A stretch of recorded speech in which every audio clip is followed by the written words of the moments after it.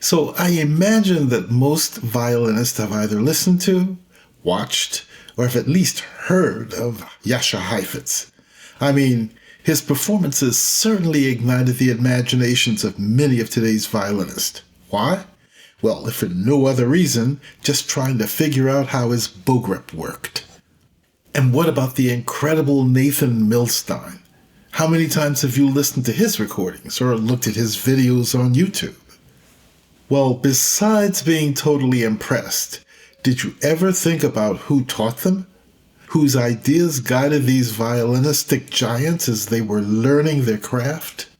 If you did, then you likely came across the name Leopold Auer. He taught them, along with Mischa Elman, Efrem Zimbalist, Tasha Seidel, Boris Sibor, and many others. Well, while all of this is remarkable, ever thought about who the teachers were behind the ideas Auer passed on? Well, he was born on June 7th, 1845, in Veszprém, Hungary. Auer began his violin studies early, and around 1853, he entered the Budapest Conservatory, where he studied with Ridley Köhne, who was concertmaster of the orchestra of the National Opera.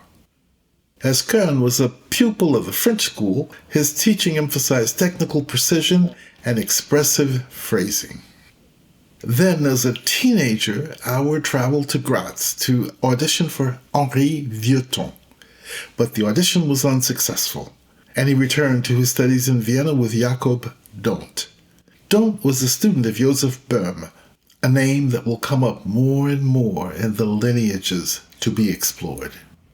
Then in 1861, Auer traveled to Hanover to study with Joseph Joachim, whose emphasis on expressive interpretation and musical integrity over pure virtuosity would later help shape his teaching philosophy. It's now 1868, and Auer, having completed his studies under Joachim, was appointed violin professor at the Saint Petersburg Conservatory at the invitation of Anton Rubinstein, the legendary pianist who had founded the conservatory just 6 years earlier. The fact that Auer succeeded Henryk Wieniawski in the position was quite an accomplishment, especially for a 23-year-old. As a performer, Auer led the string quartet of the Russian Musical Society from around 1870 until 1906. This placed him in the center of chamber music life in St. Petersburg. He also held the position of first violinist in the orchestra of the Imperial Theaters in St. Petersburg, which included the Mariinsky Theater and the Hermitage, where he performed nearly all the violin solos in the Imperial Ballet repertoire for decades. In 1878, Tchaikovsky dedicated his violin concerto in D major to Auer. Auer hesitated to perform it, reportedly calling portions of it unplayable. And so Adolf Brodsky gave the premiere in December 1881 in Vienna.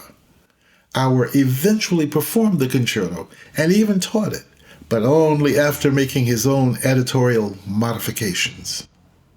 In 1917, the Russian Revolution disrupted everything, and Auer, now 72, left Russia, ending nearly 5 decades of teaching at the Saint Petersburg Conservatory. He arrived in the United States via Norway and settled in New York, where he taught privately. Many of his former students were already there or arrived around the same time, having fled the same upheaval. In 1928, he joined the faculty of the Curtis Institute of Music in Philadelphia. One of the things I find fascinating when I listen to Heifetz and Milstein is that they don't sound at all alike, yet they both studied with Auer. Clearly, he taught no two students the same way. His guidance seems to have depended on the students' temperament, their musical instincts, and what he sensed they needed at that moment. So his ideas were adaptive rather than pre-planned, driven by diagnosis, not curriculum. He didn't teach answers. He guided students towards understanding what they wanted to say. It becomes clear then that Auer was focused on the artistic identity, not mechanical correction. His book, Violin Playing as I Teach It, published in 1921, offers a window into these ideas.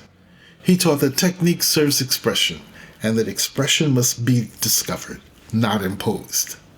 This sort of reminds me of a DeLay quote, "Teach the student, not the subject." In 1930, while visiting Europe, Auer passed away in Loschwitz, Germany, at the age of 85. But his influence did not end there. Through students like Sibor and Mostras, his ideas were passed on to Galamian, and from Galamian to DeLay, and I don't think they've ever stopped being passed on.